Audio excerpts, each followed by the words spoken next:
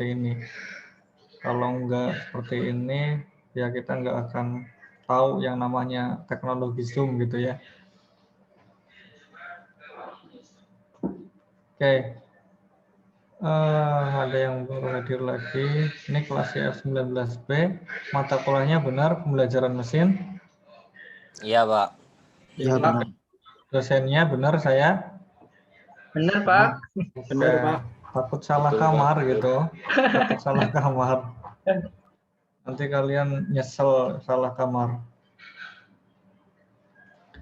Oke, tanpa lama-lama saya akan share screen. Share screen. Oke. Bentar.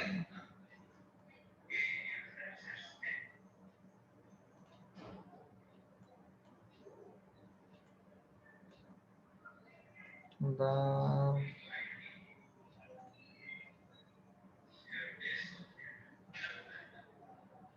Oke. Kelihatan screen saya? Kelihatan. Oke. Ya, nama mata kuliahnya pembelajaran mesin, dosennya saya. Saya mulai. Semoga teman-teman bisa belajar dengan baik.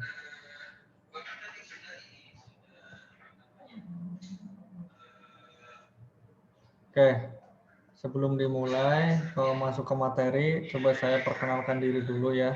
Ya, mungkin dari segi nama, teman-teman sudah tahu, ada informasinya di website. Di jadwal juga sudah ada. Ini nama saya.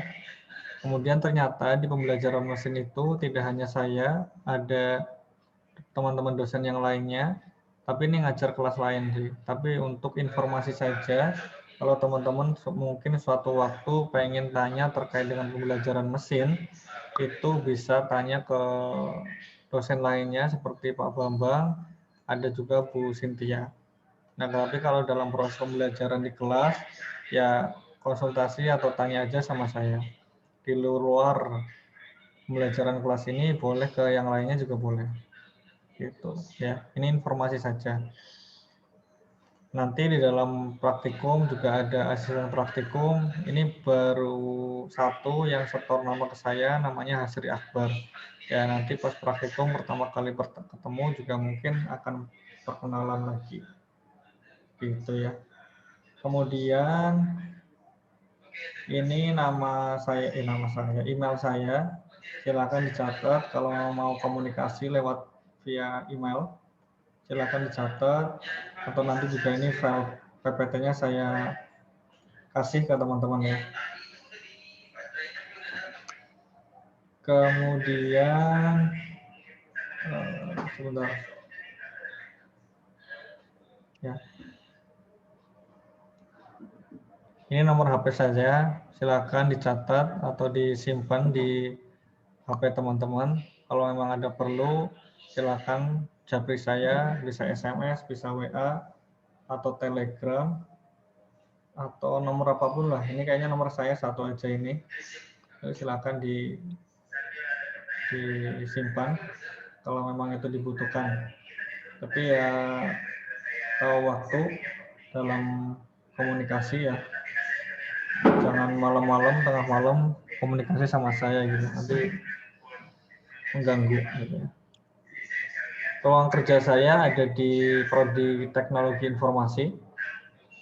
Memang saya juga dosen Teknologi Informasi. Kalian kan prodinya informatika ya. Tapi saya ditugaskan untuk mengajar di program studi informatika.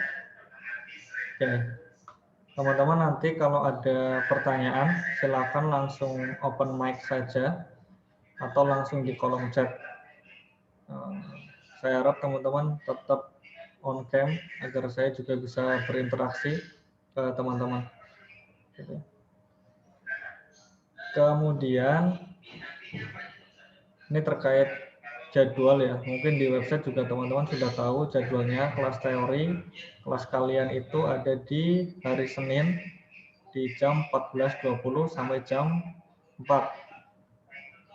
Nah, di sini tapi saya informasi tambahan, semisal teman-teman di jam ini tidak bisa hadir atau berhalangan untuk kuliah di jam yang sekarang, silakan teman-teman konfirmasi ke saya, bisa mengikuti perkuliahan di kelas A itu di jam 12.30 sampai 14.10. Nanti presensinya tetaplah di sini gitu. Semisal ada berhalangan hadir di sini gitu, bisa ikut kuliah di sini. Nanti presensinya akan saya masukkan ke kelas yang tetap yang di kelas B. Gitu. Ini yang ngajar saya juga kelas A, ya seperti itu.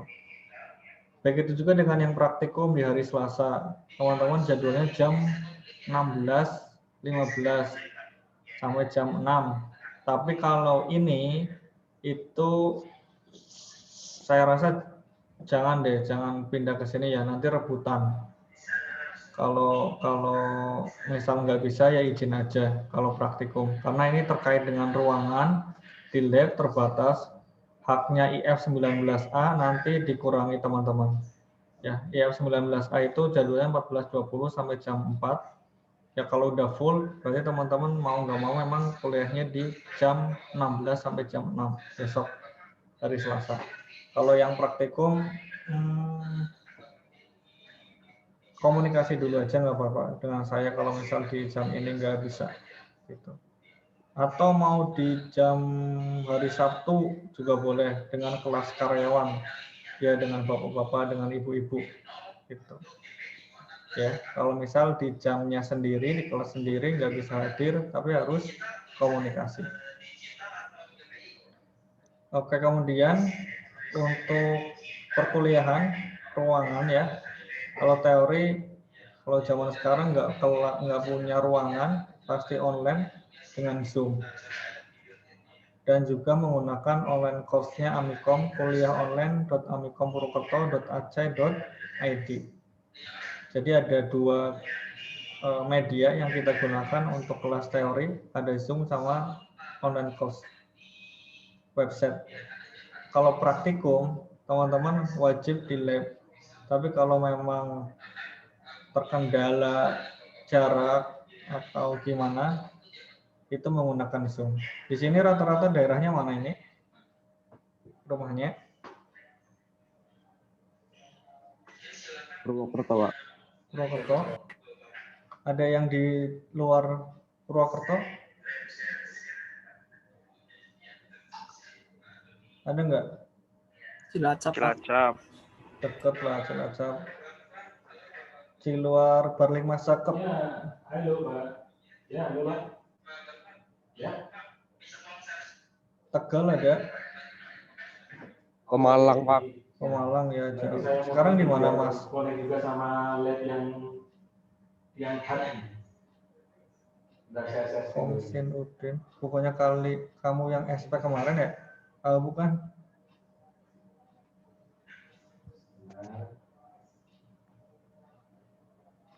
Oke, kalau rata-rata di sekitar Purwokerto berarti nanti datang semuanya ke lab ya. Besok jam 4. Gitu. Kalau yang nggak bisa hadir, nanti pakai Zoom. Next, ini websitenya kuliahonline.amikom.purwokerto. Teman-teman harus join ke sini. Semua mata kuliah pun ada di sini. Silakan bagi yang belum memiliki akun, saya kasih waktu paling lambat 24 jam dari sekarang, berarti besok ya jam 4. Jam 4 besok kalau belum join akan saya tutup dan nggak bisa mengakses. Link kalian di kelas IF19B, masing-masing punya password. Nanti saya kirim passwordnya ke grup, gitu ya. Jangan di-share ke siapa-siapa, ke kelas lainnya, gitu. Nggak ada gunanya juga kalian masuk-masuk ke kelas lainnya, gitu ya. Karena kalian juga nggak akan bisa mengakses apapun di situ. Nah, kalian di IF19B, jadi ini yang harus kalian akses. Untuk password nanti saya kirim ke grup. Udah punya akun semuanya? Sudah. Sudah, Pak, sudah. Sudah, Pak, sudah. Kalau yang belum, saya kasih waktu 24 jam dari sekarang. Oke, selanjutnya kita masuk ke perkuliahan. Karena ini waktunya ya sedikit lah ya untuk perkuliahan online, makan banyak waktu, jadi coba kita percepat. Tadi di kelas A saya belum selesai materinya. Oke, sebelum masuk ke perkuliahan, saya coba pengen melakukan perjanjian ke teman-teman terkait dengan peraturan perkuliahan ya. Tadi di awal saya ya secara nggak langsung bercandaan sama teman-teman, terutama Mas Ganan yang nyuruh teman-teman open camp ya. Ya di sini untuk kebaikan kita semuanya dalam proses belajar mengajar. Jadi ya tadi saya udah pernah bilang juga bahwa kalau kita ngajar atau ngobrol, kita nggak berinteraksi secara tatap muka, pandangan itu kan canggung ya, maksudnya susah lah, nggak bisa explore lagi. Tapi kalau kita bisa eye contact sama teman-teman kan jadi gampang untuk menjelaskannya. Nah, prinsipnya di sini saya nggak pengen ada salah satu pihak yang dirugikan. Teman-teman juga nggak dirugikan dalam perkuliahan, saya juga nggak dirugikan dalam mengajar. Terus saya berusaha sebaik mungkin menyampaikan materi. Saya juga berharap teman-teman sebaik mungkin dalam belajar mata kuliah saya, gitu. Kemudian agar nggak memakan waktu yang lama, teman-teman silahkan join Zoom secepat mungkin setelah link saya bagikan, agar tidak termakan waktu untuk menunggu teman-teman yang join, gitu. Karena saya nggak pengen teman-teman ada yang rugi tuh kalau joinnya terlambat, ketinggalan materi. Kalau dikeluarkan juga kasihan juga gitu.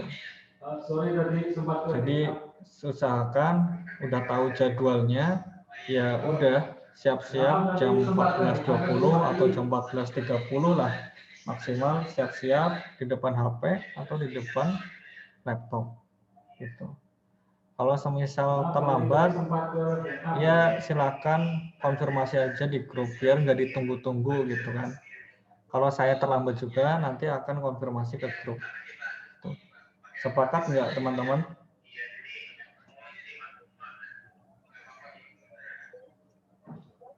Sepakat.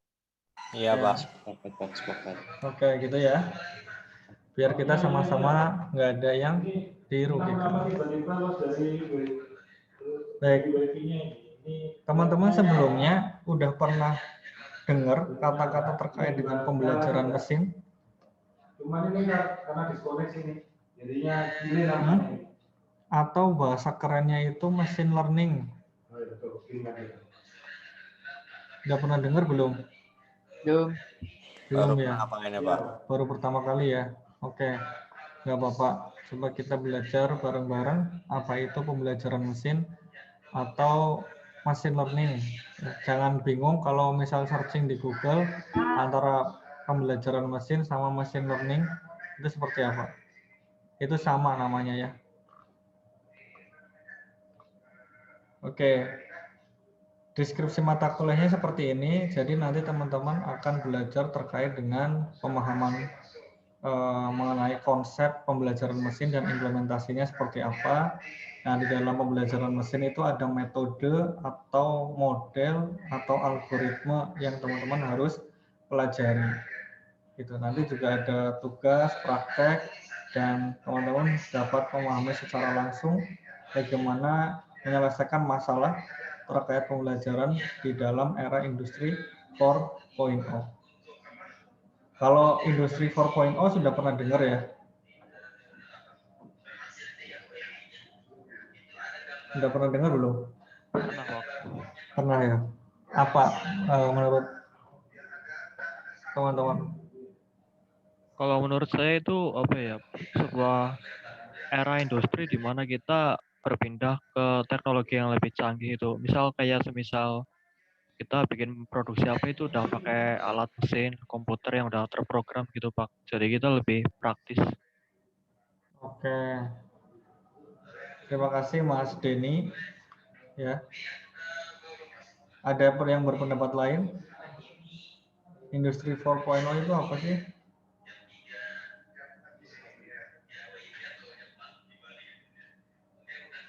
Ya, tadi ya salah satu industri 4.0 terkait dengan memang arahnya ke teknologi yang semakin canggih. Betul, Mas Denny.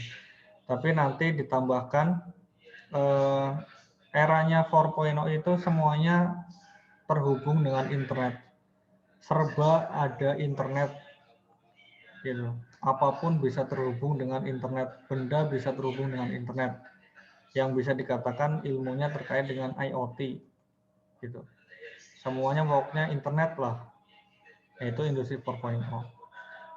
Kalau industri 4.0 itu digabungkan dengan pembelajaran mesin, itu akan lebih canggih lagi. Nah, itu akan mengarah ke sana. Kita akan menciptakan suatu teknologi atau aplikasi yang sifatnya cerdas, gitu. Cerdas. Dan mata kuliah ini itu suatu mata kuliah yang memang arahnya ke konsentrasi sistem cerdas. Kan di informatika ada konsentrasi namanya sistem cerdas. Arahnya ke sana. Teman-teman yang mungkin sudah tertarik terkait dengan konsentrasi sistem cerdas, nah ini salah satu mata kuliah pendukungnya. Gitu. Oke, tapi kalau yang tertarik konsentrasi lain yang nggak ada salahnya untuk belajar namanya pembelajaran mesin. Kemudian capaian pembelajaran mata kuliah. Maksudnya apa? Setelah selesai mengikuti perkuliahan ini, ada 4 hal yang harus teman-teman capai. Pak, kalau nggak tercapai gimana? Berarti ya nggak lulus mata kuliah ini. Loh kok gitu? Iya, karena capaian ini itu akan dievaluasi dalam bentuk tugas, dalam bentuk UTS, dalam bentuk UAS. Nah, itu kan nanti akan mengukur gimana teman-teman bisa nggak menjelaskan konsep dan peran pembelajaran mesin. Kalau bisa, ya berarti lulus. Bisa nggak menjelaskan model-model algoritma atau metode pembelajaran mesin. Kalau bisa, lulus. Atau cuma satu aja yang ini yang bisa, yang lainnya nggak bisa, ya itu juga nggak lulus juga. Harus bisa keempat-empatnya ini.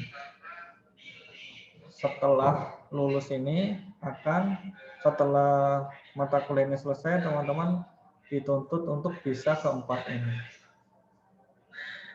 Gitu. Ini akan nanti di breakdown soal-soal atau latihan-latihannya dalam bentuk tugas, UTS maupun UAS. Seperti itu. Kemudian syarat masuk ke pembelajaran mesin itu teman-teman sudah harus belajar yang namanya mata kuliah aljabar linier. Lulus semuanya aljabar linier?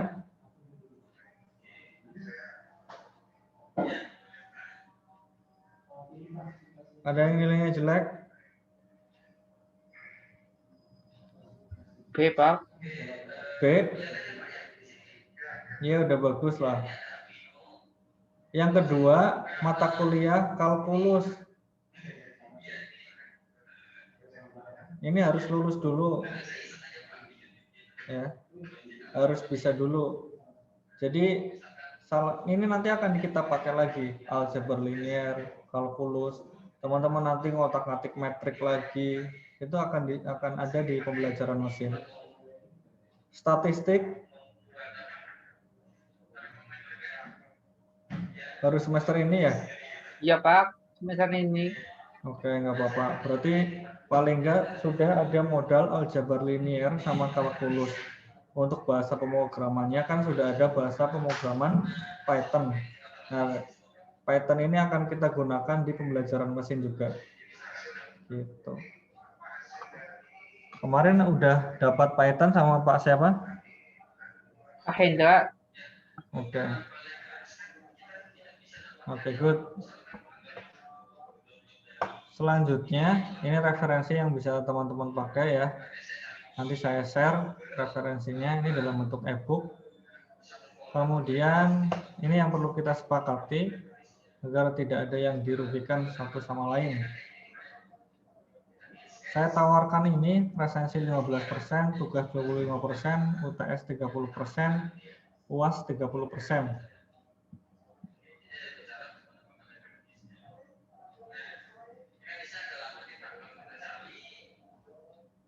Gimana?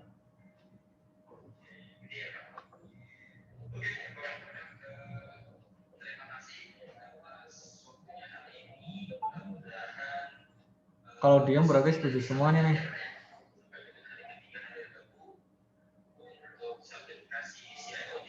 Ngikut aja Pak. Oke. Setuju ya? Setuju. Setuju. Siap.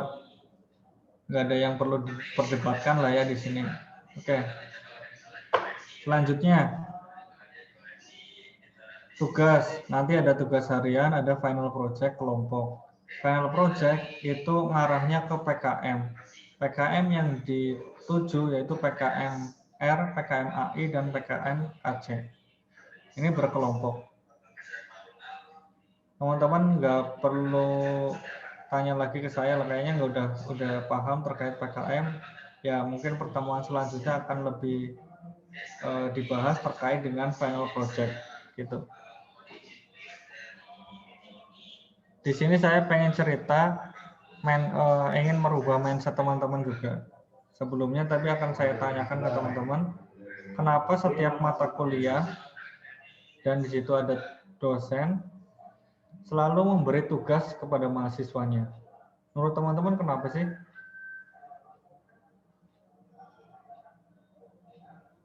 Supaya mahasiswanya lebih paham. Supaya mahasiswanya lebih paham. Ada jawaban yang lain ya? Mengetahui kemampuan mahasiswa. Mengetahui kemampuan mahasiswa. Oke, good. Terima kasih Mas Ganang, Mbak Dila.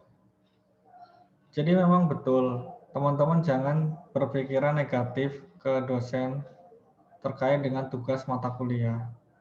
Jangan berpikiran kalau dosen mengasih tugas ini, ini dosen ngerjain saya nih, ngerjain mahasiswa, tiap hari tugas terus. Enggak, karena memang itu tujuan perkuliahan. Teman-teman harus diukur nih, kemampuannya sudah sampai mana. Nah, untuk mengukur kemampuan, salah satunya dengan tugas, salah duanya dengan UAS, salah tiganya dengan UTS. Tujuannya bukan mengerjain teman-teman untuk hal kewajiban kuliah, tapi untuk mengukur teman-teman tuh tadi sampai ini udah belum nih, udah mencapai menjelaskan konsep dan peranan pembelajaran mesin, sudah paham atau belum? Gimana caranya kalau nggak melalui tugas atau UTS atau UAS mengetahui teman-teman sudah tahu terkait dengan pembelajaran mesin, kan nggak ada cara lain. Atau dengan diskusi atau tanya jawab itu kan bisa. Itu juga bisa sih. Tapi tolong dirubah mindsetnya, tugas jangan dijadikan beban. Ini untuk mengukur kalian, mengukur teman-teman. Masa ya mengukur saya sendiri, ya nggak bisa kan? Yang diukur kan teman-teman di sini yang kuliah, gitu ya. Jadi gitu. Kita mulai masuk ke materi, atau sebelumnya akan ada pertanyaan dari mahasiswa SIIF 19B, silahkan, terkait tadi penjelasan perkuliahan pertama lah. Sudah cukup jelas ya? Iya, Pak. Oke. Good. Ada 3 materi utama untuk hari ini, yaitu terkait dengan definisi pembelajaran mesin, terus kenapa kita harus menggunakan pembelajaran mesin, dan contoh-contoh pembelajaran mesin yang sudah ada di dunia real, di dunia nyata. Nah, ini masuk materi pengenalan pembelajaran mesin. Sebelum ke definisi pembelajaran mesin, saya akan kenalkan terlebih dahulu terkait dengan paradigma pemrograman. Ternyata pemrograman itu ada yang namanya traditional programming, dan ada juga yang disebut dengan modern programming. Kenapa disebut dengan traditional programming? Secara definisi, pemrograman yang tradisional ini itu sifatnya prosesnya manual.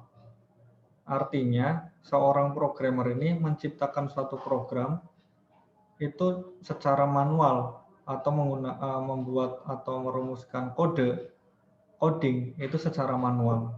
Loh, apa ada suatu program yang dihasilkan secara otomatis? Ada. Nanti disebut dengan modern programming atau machine learning.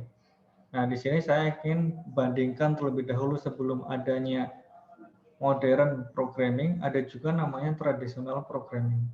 Nah, di traditional programming ini yang berperan di dalam pemrograman itu ada input dan program yang berjalan secara berbarengan di komputer untuk menghasilkan output. Seperti itu. Nah, teman-teman ini sudah melakukan ini di semester-semester awal. Mungkin di semester 1, 2 yang terkait dengan pemrograman sudah melakukan ini. Nah, seperti apa sih maksudnya traditional programming? Tapi sebelumnya coba akan saya tanyakan ke teman-teman, bagaimana caranya agar komputer itu dapat menentukan bilangan ganjil atau genap. Menurut teman-teman gimana? Kalau kita kan sudah tahu, angka 1 itu ganjil, 2 itu genap, 3 itu ganjil. Tapi gimana caranya kita buat aplikasi di komputer agar komputer itu tahu bilangan ganjil itu yang mana dan bilangan genap yang mana. Ini bisa diselesaikan dengan cara tradisional programming. Artinya, kita bisa membuat kode program secara manual atas pemikiran manusia sendiri untuk membuat kode program bilangan ganjil dan bilangan genap. Ada yang tahu nggak logikanya gimana cara menentukan bilangan ganjil dan bilangan genap? Bagi 2. Bagi 2, terus gimana? Kalau yang habis dibagi 2 itu genap. Kalau yang tidak habis dibagi 2 ganjil. Oke, nice. Terima kasih Mas Rian. Artinya nanti kita akan menggunakan kita akan menulis atau membuat kode program yang memanfaatkan logika if else seperti itu kan.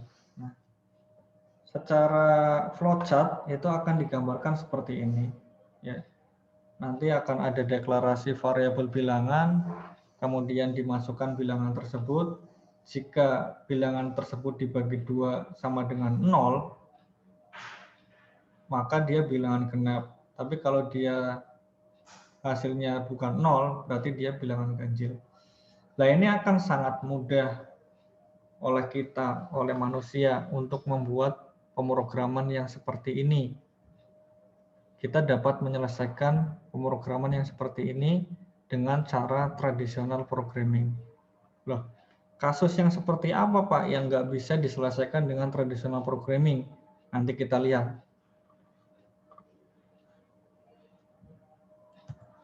Nah, sekarang saya pengen menjelaskan terlebih dahulu definisi pembelajaran mesin itu seperti apa. Nah, tidak seperti pemrograman tradisional, pembelajaran mesin ini adalah proses yang otomatis.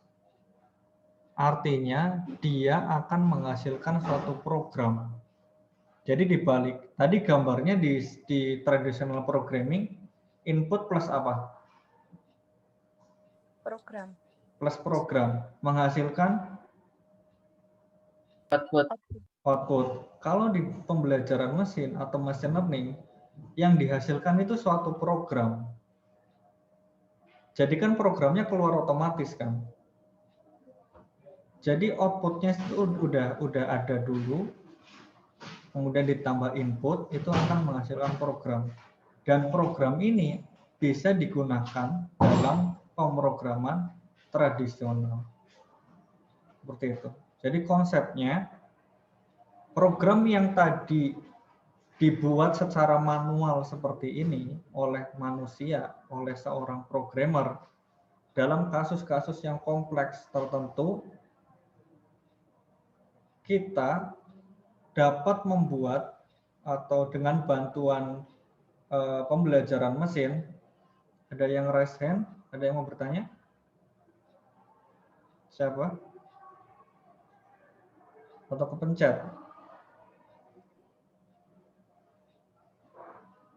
Oke, dalam pembelajaran mesin, itu kita dapat menghasilkan suatu rule seperti ini, itu secara otomatis. Tanpa kita buat secara manual. Makanya dia akan menghasilkan suatu program. Nah, ya mungkin sedikit ada bayangan lah, walaupun memang belum secara jelas banget. Tapi ini pengantar definisi dari pembelajaran mesin. Kita awali dengan traditional programming, yang dia input kan sudah ada. Input kan kayak tadi bilangan 1, bilangan 2, bilangan 3 gitu termasuknya input. Nah, program ini program yang tadi yang disebutkan sama Mas Brian, if bilangan tersebut dibagi 2 itu hasilnya 0, maka dia disebut dengan bilangan genap. Itu programnya dibuat di sini. Maka akan menghasilkan outputnya suatu output ganjil atau genap. Kalau di pembelajaran mesin, program yang rule tadi, if apa, else apa, itu akan dihasilkan secara otomatis dengan cara menggabungkan input dan output. Outputnya itu apa? Di sini nanti ada penjelasannya tersendiri.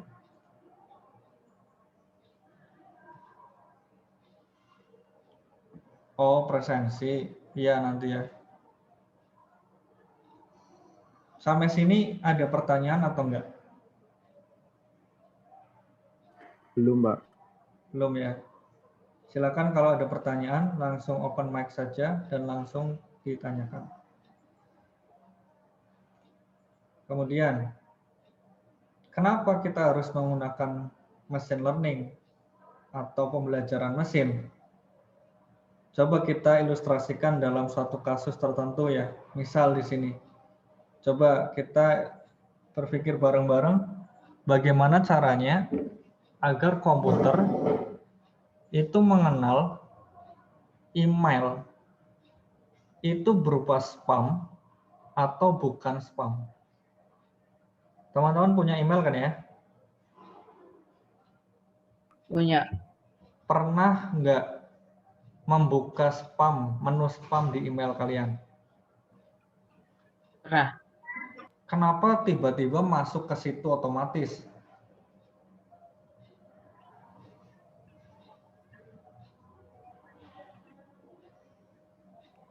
Biasanya mengandung itu Pak link atau file attachment yang riskan atau berisi virus. Oke, ya seperti itu ya. Jadi memang ada ciri-cirinya tersendiri email yang spam itu seperti apa, sehingga si Google akan mengkelompokkan mana ini spam, mana bukan spam. Nah, kita coba. Kalau kita seorang manusia, itu kan gampang ya. Kita bisa tahu, wah ini spam nih, kita hapus. Nah, sekarang kita kerja sama komputer biar yang bekerja mengenali mana yang spam, mana yang bukan. Gimana caranya kalau komputer itu mengetahui spam atau bukan? Nah, kita bandingkan nih. Kita bandingkan problem yang tadi, menentukan email spam atau bukan spam, itu dengan cara traditional programming dan pembelajaran mesin atau machine learning, atau bisa disebut dengan modern programming. Kita bandingkan. Kalau kita menentukan email spam atau bukan dengan cara traditional programming, itu secara flowchart seperti ini. Definisi problemnya sudah jelas, bahwa ada spam di suatu email yang tidak bermanfaat di email kita. Kita akan membuat suatu rule yang dituliskan dalam kode program, itu kita buat sendiri nih. Kalau traditional programming dibuat sendiri rule-nya, kita akan cari-cari ciri-ciri dari spam itu seperti apa, nanti kita bikin rule-nya, nanti dievaluasi, kalau memang berhasil, di-launch, kalau ada error, kita balik lagi ke problem.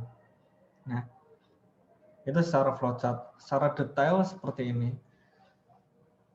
Misal nih, pertama kan kita akan mendeteksi atau mengumpulkan kata-kata yang memang sering muncul dalam email spam. Seperti semisal, kayak ginilah, 4U atau kartu kredit gratis atau luar biasa, atau tadi kata Mas Dini itu link-link yang mengandung virus atau gimana, kita kumpulkan kata-kata yang seperti ini. Ya. Nah, kemudian kita akan menulis program. Kalau kita akan menulis program, kalau suatu email itu mengandung kata kartu kredit semisal, itu kita akan tulis bahwa itu email spam. Kalau email tersebut ada kata-kata tentang gratis, itu maka disebut dengan email spam. Dan seterusnya, kita akan membuat rule yang banyak secara manual, secara tradisional menggunakan kode programnya kita, menggunakan bahasa pemrograman apapun. Itu secara tradisional. Kita akan mengumpulkan kata-kata apa sih yang terkandung dalam email spam, kita akan pelajari, lalu kita buat rule-nya mandiri secara coding, menggunakan bahasa pemrograman tertentu, lalu kita uji coba. Nah, itu secara tradisional tuh. Nah, sekarang menurut teman-teman nih, ada nggak kelemahan program email spam tersebut kalau kita menggunakan traditional programming? Seperti yang tadi saya ilustrasikan. Kelemahannya apa?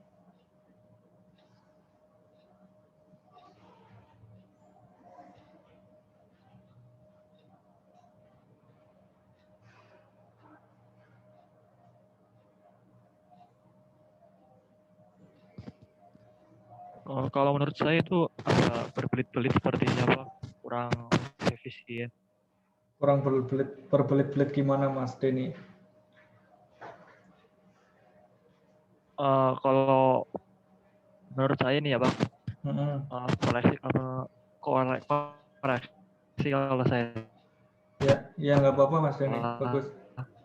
Kalau itu kan tadi di rumusnya atau flowchart-nya kan setiap melakukan sesuatu itu kan selanjutnya akan dievaluasi ya, Pak. Nah, itu hasilnya kan ada itu kan balik lagi tuh Pak ke yang bagian tadi analisis atau yang mana.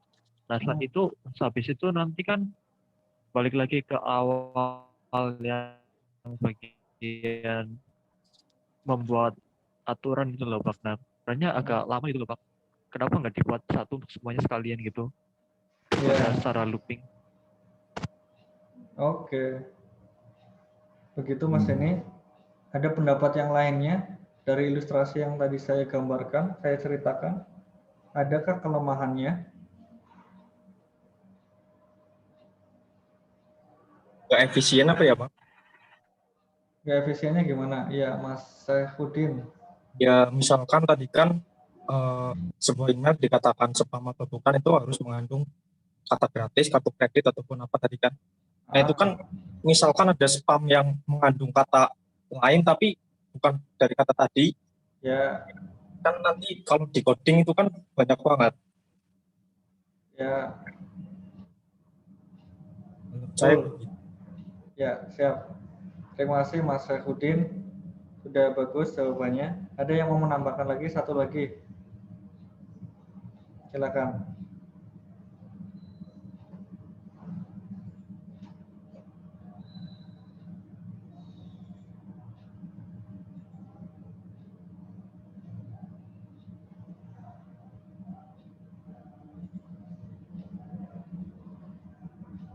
Cukup? Ya, itu salah satunya kelemahannya memang. Itu sudah diceritakan tadi sama Mas Dini, sama Saifuddin.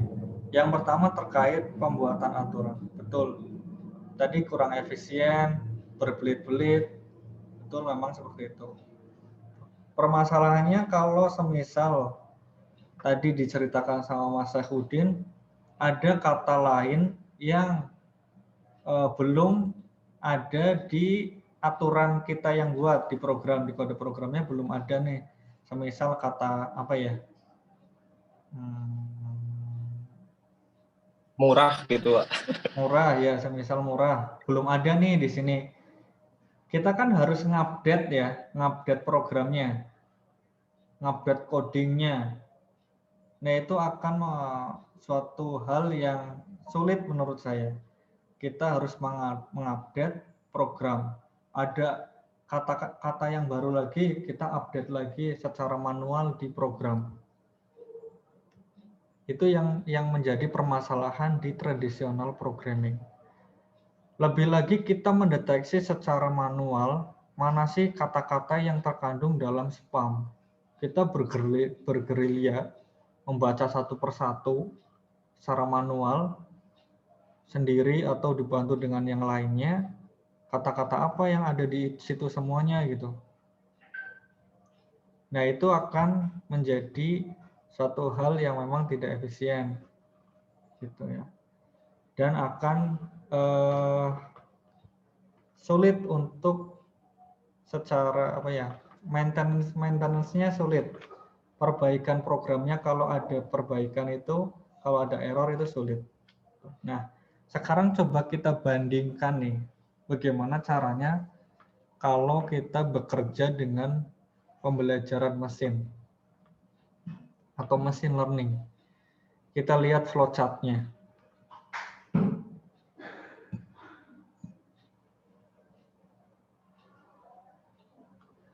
Oke, kalau tadi saya dikatakan di awal itu, kalau traditional programming itu yang dibuat kodenya secara manual dan ditambahkan input akan menghasilkan output.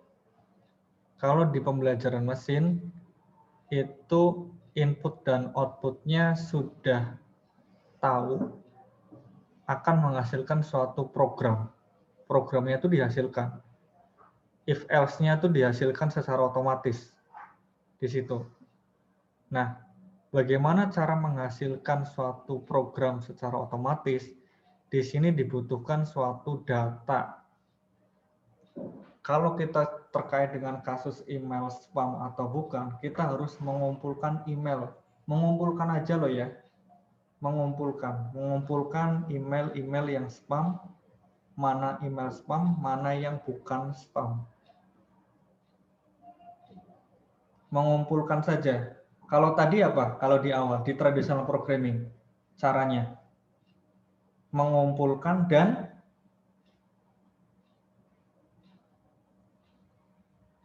mengidentifikasi secara manual kata-kata di dalam email tersebut.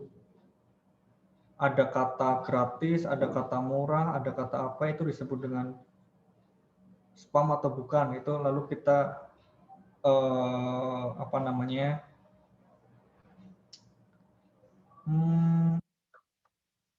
tulis dalam bentuk program. Gitu. Kalau ini kita hanya mengumpulkan saja, dikumpulkan di database atau di suatu tempat, email yang spam, mana yang bukan spam, itu akan nanti akan ada suatu proses yang namanya pembelajaran mesin dengan menerapkan algoritma dan mempelajari data tersebut, ya, mempelajari data tersebut. Ini kita nggak usah pusing-pusing untuk menghasilkan aturan kayak tadi. Jika email itu mengandung apa, itu akan dihasilkan secara otomatis dengan namanya di sini penerapan pembelajaran mesinnya. Yang penting ada suatu data akan diterapkan di sini. Gitu. Ini bedanya. Sampai sini ada bayangan nggak?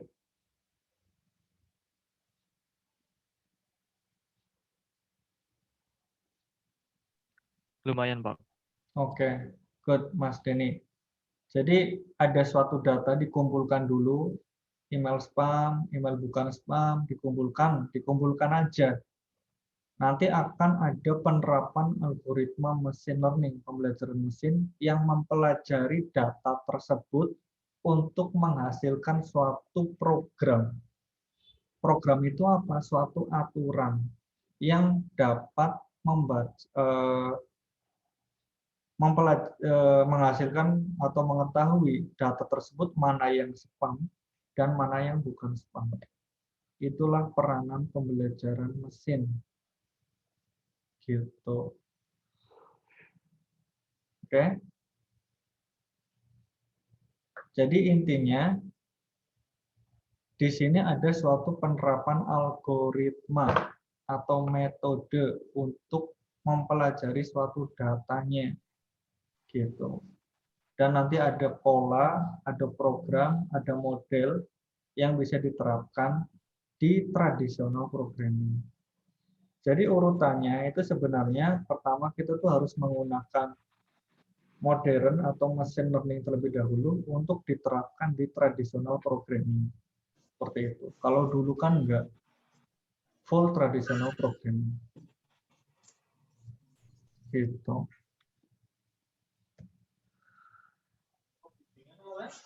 Iya. Nah, kalau Kemarin ada acara keluarga. pertanyaannya mungkin ya, kalau ada data baru yang belum dipelajari oleh algoritma tersebut, kan harus merubah program dulu, Pak. Enggak, di situ perlu adanya update model saja, update data saja, lalu diulang trainingnya, lalu akan menghasilkan solusi atau program yang lebih baru lagi. Intinya silakan dikumpulkan data sebanyak-banyaknya. Makanya di pembelajaran mesin ini ke depan teman-teman akan bekerja dengan namanya suatu data dan algoritma. Seperti itu. Pertanyaan selanjutnya, adakah kelemahan menentukan email spam atau tidak dengan pembelajaran mesin dibandingkan dengan tradisional programming? Atau apa kelebihan dibandingkan dengan pemrograman tradisional? Kata tadi, kata Mas Syahrudin yang kurang efisien, atau kata Mas Denny yang berbelit-belit, apakah sudah terselesaikan oleh pembelajaran mesin?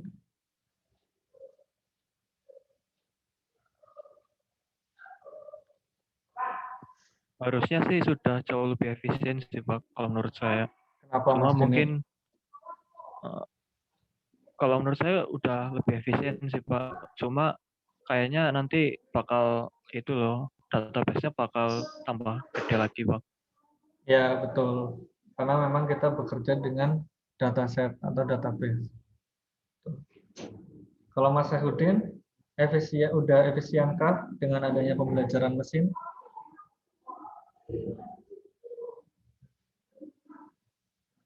Atau teman-teman yang lainnya?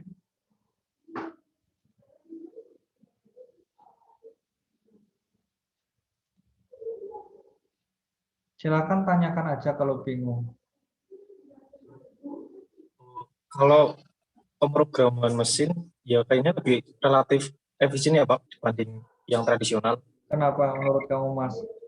Ya, tradisional kan kita itu harus manual identifikasi ya kan. Ya. Identifikasi emailnya, ini spam itu mengandung kata apa. Tapi kalau tadi kan kata yang mesin itu kan kita cuma mengumpulkan email-email kan. Terus? Iya, itu udah. Cuman saya mau tanya Pak, kalau pemrograman tradisional sama pemrograman mesin itu lebih efektif mana ya kalau hasilnya? Ya, kalau masalah hasil yang efektif mana, maksudnya performanya lah ya. Performanya itu lebih bagusan yang mana? Tergantung dari dari ininya. Tapi berpeluang besar pembelajaran mesin ini akan menghasilkan suatu hasil yang lebih bagus dibandingkan dengan pemrograman yang tradisional. Asalkan itu tadi syaratnya, datanya itu banyak, kemudian bagus dulu, kemudian penerapan algoritmanya juga tepat. Terus tantangannya itu sih terkait dengan data, sudah bagus atau belum. Kalau belum bagus memang harus dibaguskan. Gimana cara memilih algoritmanya, sesuai atau enggak sesuai, gitu. Itu tantangannya di pembelajaran. Tapi berpeluang untuk menghasilkan sesuatu yang memang yang lebih bagus. Dan itu sudah terbukti di dunia nyata, udah memang lebih bagus dibandingkan dengan tradisional programming. Kalau tradisional programming itu tadi permasalahannya kita harus bekerja keras banget dan namanya manusia banyak salahnya juga di situ dalam proses identifikasi. Gitu Mas Syahudin. Iya, Pak. Oke ya. Nah, Ya. sekarang itu sudah tahu kenapa kita harus menggunakan machine learning atau pembelajaran mesin. Kita tambahkan lagi biar lebih kuat di sini. Menurut teman-teman, kita kan seorang manusia lebih enak atau memang kita sudah ditakdirkan memiliki kemampuan untuk mengetahui mana yang kucing, mana yang anjing. Ya. Bagaimana kalau komputer? Komputer tahu nggak mana yang gambar kucing, mana yang gambar anjing? Menurut teman-teman, gimana caranya kalau kita menggunakan pemrograman tradisional? Kita membuat aturan atau program sedemikian rupa lah, sehingga bisa tahu pokoknya aturan kucing tuh pokoknya kayak gini. Gitu. Gimana? Bisa nggak menurut teman-teman? Kalau pakai pemrograman tradisional. Kayaknya bisa tapi ribet, Pak. Ribet. Bisa dijelaskan secara itu bisanya gimana, Mas? Kan kayaknya. Kayaknya. Oke. Kayaknya bisa tapi ribet. Oke, ada jawaban yang lainnya? Kalau pakai pemrogramannya itu dengan perbandingan jarak antar mata kemudian jarak dengan hidung itu bisa nggak, Pak? Jarak antar mata dengan jarak antar hidung gitu ya? Iya. Ya maksudnya kan kalau perbandingan antara mata kucing itu kan misalkan 1, terus dari mata ke hidung itu 2, jadi kan 1/2 kayak gitu. Nanti kalau gambarnya kamu dimasukkan di deteksi kucing gimana? Bingung. Mungkin ciri-ciri hewan itu, Pak. Gimana Mas Erik? Gunakan, maksudnya ciri program yang ciri-ciri hewan itu loh, Pak. Kucing, berkaki 4.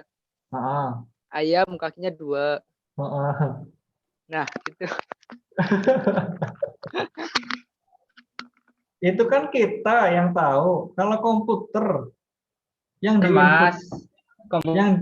diinputkan itu gambarnya loh ya. Bukan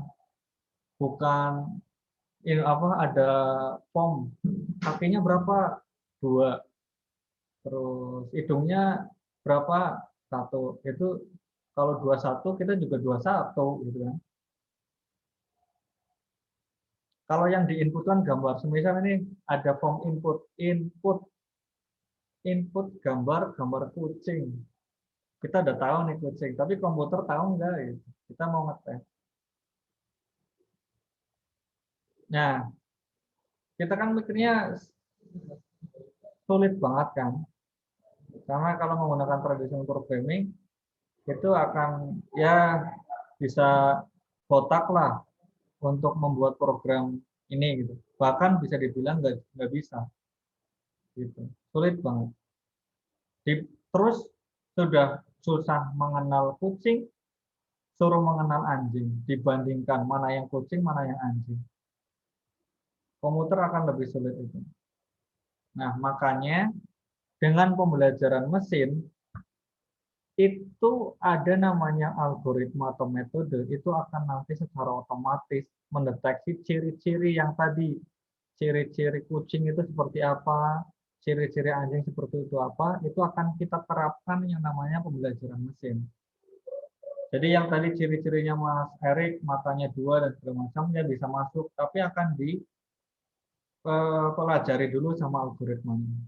Tadi jarak antara mata dan hidung mungkin beda antara anjing sama kucing, itu juga bisa. Tapi itu bisa bekerja dengan adanya penerapan algoritma pembelajaran mesin. Jadi akan secara otomatis mengetahui ciri-cirinya dan dikasih tahu kepada komputer, ini loh ciri-ciri kucing, ini loh ciri-ciri anjing. Jadi kita nggak tahu, kita nggak buat sendiri, tapi dibuatkan secara otomatis oleh program. Gitu. Makanya ada yang namanya machine learning atau pembelajaran mesin. Ini rangkumannya, kenapa kita harus menggunakan machine learning atau pembelajaran mesin. Jadi masalah yang solusinya ada atau membutuhkan banyak pengaturan tangan atau daftar aturan yang panjang, itu bisa diselesaikan dengan suatu pembelajaran mesin. Maksudnya, ini mohon maaf, ini tadi saya translate, belum saya benarkan, bahasanya berlibat. Jadi maksudnya kalau menggunakan bahasa pemrograman yang tradisional, itu bisa menghasilkan aturan yang banyak, berlibat kayak tadi. Kalau menggunakan mesin itu akan secara efektif menghasilkan aturan. Algoritma belajar mesin itu seringkali dapat menyederhanakan kode dan bekerja lebih baik. Masalah kompleks yang tidak ada solusinya sama sekali menggunakan pendekatan tradisional, tapi dengan teknik pembelajaran mesin, itu dapat menemukan solusinya. Contohnya kayak ini. Ini sulit banget menggunakan tradisional, tapi menggunakan pembelajaran mesin itu sangat mudah. Seperti itu. Lingkungan yang berfluktuasi atau sistem pembelajaran mesin dapat beradaptasi dengan data yang baru. Tadi contohnya kayak yang tadi, kalau aturannya sebelum ada di kode, tapi ada data baru, itu akan sulit di traditional programming. Tapi kalau di pembelajaran mesin banyak data lagi, tambah lagi, itu akan gampang dalam proses adaptasinya. Yang selanjutnya mendapatkan wawasan tentang masalah kompleks dan data dalam jumlah besar. Gitu. Itu kenapa kita harus menggunakan pembelajaran mesin untuk menyelesaikan masalah-masalah yang kompleks dan tidak bisa diselesaikan oleh tradisional programming. Itu. Sampai sini, kalau ada pertanyaan sebelum saya melanjut ke materi yang terakhir, yaitu contoh dari pembelajaran mesin. Sebenarnya tadi juga udah dikasih tahu contoh pembelajaran mesin itu seperti apa. Ada pertanyaan? Loh, kok ini pada mati camnya? Ayo nyalain lagi. Jangan pada tidur nih. Saya dongengin. Gimana? Ada pertanyaan nggak? Belum, Pak. Belum. Belum ya. Siap. Saya lanjutkan dulu ke contoh pembelajaran mesin. Contoh. Ini penentuan customer churn. Ini istilah dalam bisnis lah. Customer churn. Bacanya juga saya nggak tahu. Ini mendeteksi atau mengidentifikasi, misal teman-teman punya bisnis, udah punya langganan setiap hari atau setiap minggu, setiap bulan, itu selalu berbisnis ke teman-teman. Lalu kita prediksi menggunakan mesin learning atau pembelajaran mesin, apakah dia akan stay terus di kita sebagai pelanggan atau tidak. Itu bisa kita gunakan pembelajaran mesin. Misalnya jika Anda memasukkan demografi, dan transaksi pelanggan sebagai data input, dan menggunakan tingkat cun pelanggan historis sebagai data output Anda. Nah, ini datanya. Kemudian algoritma akan merumuskan program yang dapat memprediksi apakah pelanggan akan tetap menjadi pelanggan atau tidak. Model tersebut, program itu disebut dengan model prediktif. Jadi ini contoh nyata di bisnis ya. Di bisnis sudah diterapkan datanya terkait dengan transaksi. Misal suatu supermarket lah. Kita sudah punya langganan, member di Alfamart, tapi bisa jadi suatu waktu pelanggan tersebut itu akan pergi dari toko kita. Itu bisa kita prediksi dengan namanya pembelajaran mesin. Kalau menggunakan tradisional programming, itu akan sulit. Itu contohnya. Di bisnis ya. Itu penjelasannya. Kemudian, kita juga bisa menentukan, misal teman-teman punya perusahaan yang menyediakan layanan internet.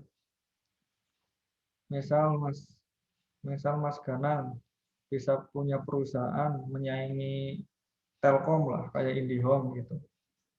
Kan punya langganan, semisal Mas Erik langganan ke Mas Ganang, langganan internet gitu. Nah, Mas Ganang itu bisa memprediksi Mas Erik ini bayar bulanannya akan telat apa enggak, itu bisa menggunakan pembelajaran mesin. Kan tiap bulan itu Mas Erik harus bayar kan, misal 200.000, 300.000 untuk membayar layanan internet di rumahnya. Nah, Mas Ganang itu bisa memetakan mana yang pelanggan-pelanggan ini yang akan telat bayarnya, bahkan nggak bayar, atau yang lancar. Itu bisa dipetakan dengan menggunakan pembelajaran mesin. Seperti itu. Nah, contoh terbaru lagi nih. Contoh terbaru. Udah pernah baca ini? Belum, Mbak. Belum? Udah. Siapa yang udah? Mbak siapa ini? Ini yang buatan orang Semarang ya, Pak ya? Mbak Dila. Oh, Mbak Dila. Bukan. Bukan Mbak Dila. Yang pakai udara belum? UGM ya, Yang Pak? pakai Gimana? UGM itu kan, Pak? Ya, betul. Ini buatan UGM. pendek presiden. Hah? Udah ada yang dengar beritanya atau baca beritanya belum? Ini. Belum, Mbak. Belum ya. Wah, ini teman-teman. Udara bukan, Pak? Yang Gimana? pakai nafas ya? Pakai nafas? Oh, betul ya, Mbak Dila, betul. Pakai nafas. Jadi ini suatu alat yang salah satu alat yang memanfaatkan pembelajaran mesin bisa mendeteksi orang yang COVID atau bukan COVID melalui nafas kita. Ini buatan kampus UGM, ya, namanya Genos. Itu bisa mendeteksi COVID cukup 2 menit. Nah, menurut teman-teman, ilustrasinya gimana caranya dia bisa mengenali nafas yang COVID, mana yang bukan? Apa yang perlu dikumpulkan datanya berarti?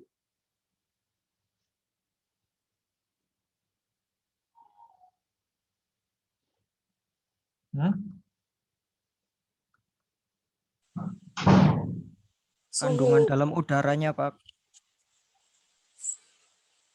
Kandungan dalam udaranya kita. Iya, kan ada banyak molekul tuh, banyak partikel-partikel juga. Terus? Ya, itu nanti bisa dicek yang memiliki virus yang mana. Oke. yang dikumpulkan biar bisa menghasilkan program, dikumpulkan datanya data apa? Data partikel-partikel itunya Pak, udaranya Pak. sebelum ke situ yang dikumpulkan yaitu nafas orang yang COVID sama nafas orang yang bukan COVID. Itu nanti dikumpulkan, baru diterapkan algoritmanya biar mengetahui pola nafas yang COVID, mana yang bukan COVID, itu bisa ketahuan. Nah, kalau menggunakan traditional programming, ini lebih jelimet lagi, ya kan? Nggak bisa. Makanya ini kompleks banget. Makanya hanya bisa diselesaikan dengan pembelajaran mesin atau kecerdasan buatan. Seperti itu. Ini contohnya, gitu ya. Terakhir. Ini contoh nyatanya, contoh nyata. Namanya Visioner Fest. Ini buatan startup dari Jakarta, namanya Noteflux. Itu bisa mendeteksi ini wajah real atau bukan. Maksudnya real atau bukan, misal gini. Misalkan ada suatu aplikasi atau sistem, biasanya identifikasi dengan wajah. Di sini bisa dari aplikasi tersebut itu mewajibkan untuk men-scan wajahnya, gitu kan. Kalau secara langsung, maka di situ akan dikatakan real.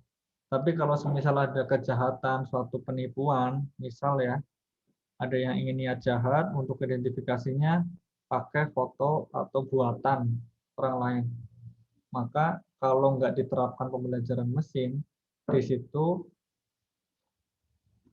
akan terjadi penipuan. Tapi dengan pembelajaran mesin akan terdeteksi itu wajah real atau wajah foto. Seperti itu. Itu bisa terdeteksi. Nah, ini sudah diterapkan. Ada yang bisa memberikan contoh lain selain yang saya berikan?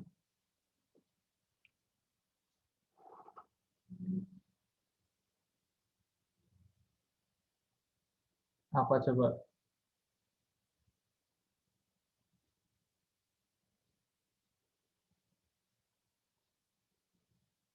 Kalau CAPTCHA di Google itu termasuk itu juga apa bukan Pak? CAPTCHA di Google. CAPTCHA di Google. Kan ada yang itu saya bukan robot itu loh. Saya bukan robot. Itu termasuk yang diklik. Iya. Kan nanti muncul foto-foto itu konfirmasi itu termasuk mesin learning juga atau bukan? Oh, kalau itu bukan, Mas. Kalau itu memang jadi machine learning itu yang bekerja kan komputer. Kalau CAPTCHA yang itu yang bekerja malah pengen mengidentifikasi bahwa kita tuh robot atau bukan. Makanya yang bekerja kitanya suruh ngeklik. Itu bukan penerapan pembelajaran mesin, Mas. Oh, iya, Pak. Coba cari contoh yang lainnya. Sebelum saya kasih referensi nih atau kasih latihan ke teman-teman agar lebih paham terkait penerapan pembelajaran mesin. Gitu. Mas, apa ya? 5 menit lagi nih kita selesai. Oh, mungkin ini Pak apa? Ya, gimana? Aplikasi simulasi gitu. Simulasi apa? Simulasi misal pesawat terbang gitu kan dia juga apa ya? Memakai data-data kemungkinan cuaca atau jalur-jalur gitu. Oh Itu ya. juga termasuk atau bukan? Ya, itu termasuk, Mas. Kalau ada suatu yang prediksi-prediksi kayak gitu, misal prediksi cuaca terkait curah hujan atau gimana, itu termasuk pembelajaran mesin. Betul. Ada gamenya Pak Mas? Enggak punya, Pak. Oh, nggak punya. Terlalu besar size-nya. Ya. Ya, gitu. Atau ada yang ditanyakan, ini ada latihan yang teman-teman harus kerjakan setelah ini agar saya pengen tahu teman-teman sudah paham belum terkait dengan belajar mesin dan penerapannya seperti apa. Nanti silakan dikerjakan latihannya. Ini menyenangkan kok latihan. Ada pertanyaan? Kalau nggak ada, saya jelaskan latihannya.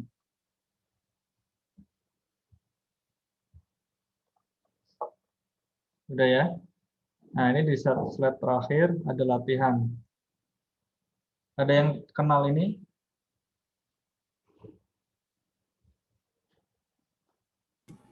Nggak kenal, Pak.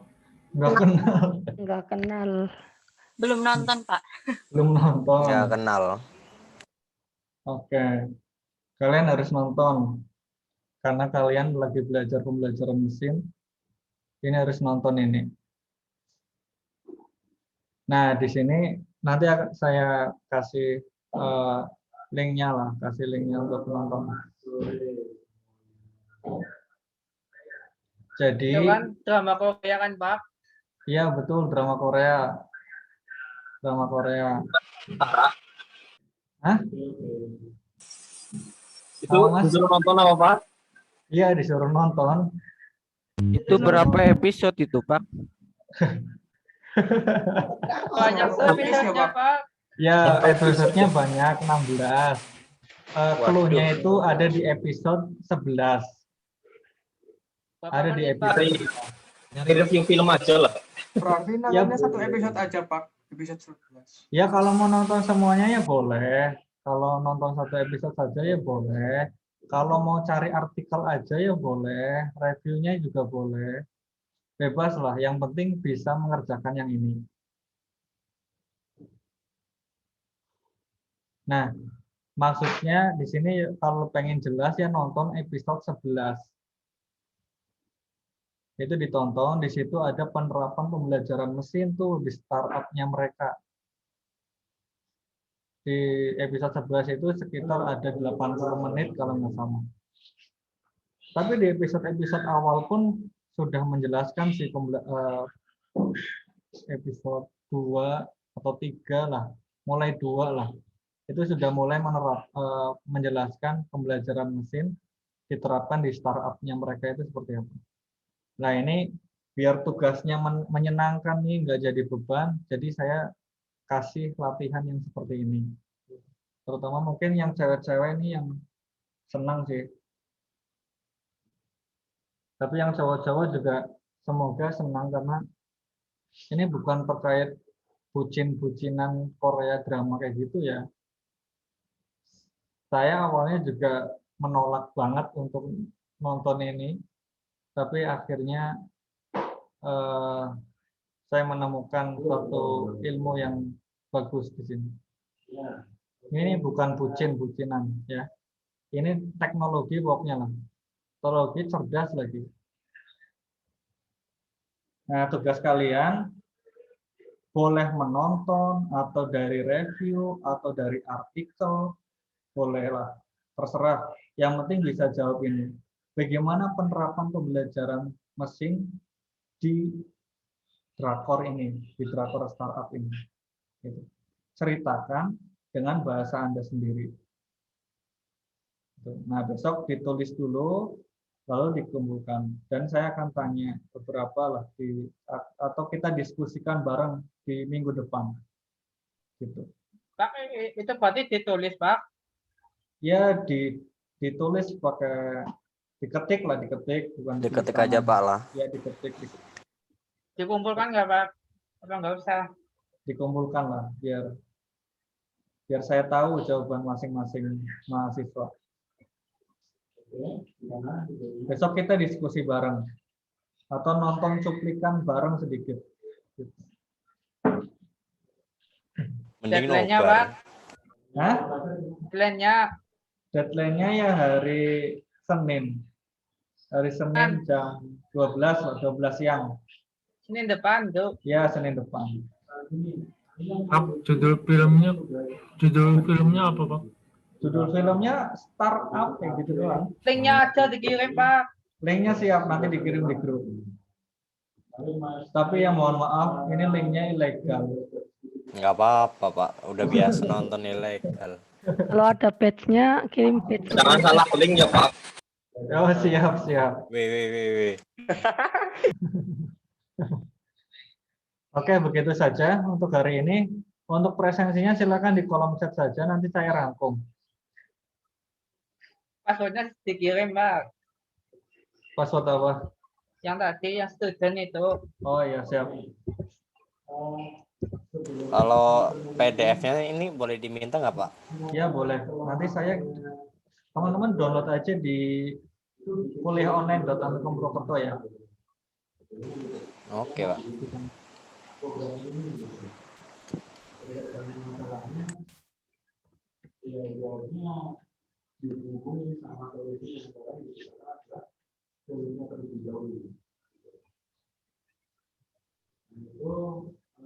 Untuk melakukan penelitian, apa itu maksudnya?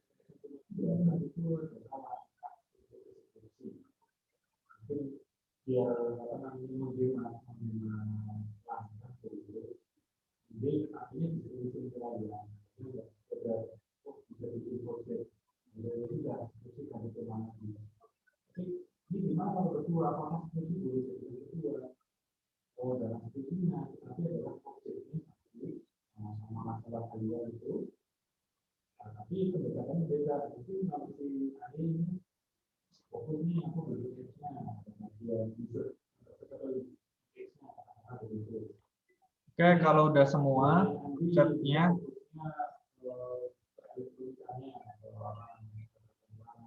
saya tutup untuk kuliah hari ini. Terima kasih semuanya sudah mengikuti kuliah dengan baik, sudah semangat, jaga terus untuk semangat ini dalam satu semester. Insya Allah banyak manfaatnya.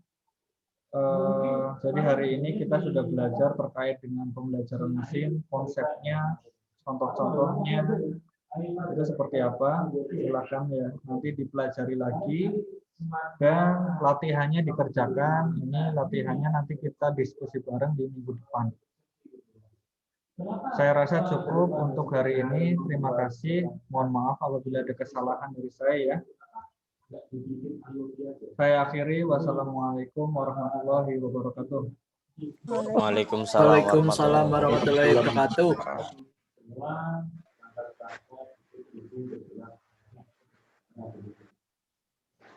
Daripada menggunakan itu, kenapa jadi bisa diremote bahkan bisa dilewati internet lebih bagus lagi. Jadi untuk katakanlah bisa di daerah lagi kemana gitu kan itu ya katakanlah lagi mudik saya kan memang di kampung gitu kan tapi ada di air mau main mengambil gitu jadi ada barang ketinggalan bukain dong gitu kan nah aku lagi mudik misal rumah yang di katakanlah Banjar gitu itu masih kecil lah tapi kalau bagaimana rumahnya seperti lagi air apa ya masih menunggu bagaimana kalau barang itu ternyata memang tidak bisa aku lagi itu tidak oke kita bukain dari itu jangan lebih oke bisa ganti ini Gimana Mbak Eka? Kok join lagi? Maaf Pak, tadi keluar belum absen. Oh iya siap, silakan absen dulu. Itu namanya keren apa namanya menggunakan kartu ya terus cancel dan sebagainya. Kalau itu saya yakin di bilang institusi masuk. Nanti pengamanannya bagaimana Pak? Nanti memang sudah pernah dibikin oleh menggunakan ACD dulu yang akan menggunakan kalau dia menggunakan pakai voice ya jadi buka itu. Nah di situ tidak menggunakan voice tapi ada cukup memasukkan perintah karena menggunakan Telegram. Anda minta aja dihubungi sama Telegram aja. Kan lebih simpel mau. Jadi nanti kunci yang di Adi Jaya ini itu bisa pakai. Terima kasih Pak. Malah bisa bagus.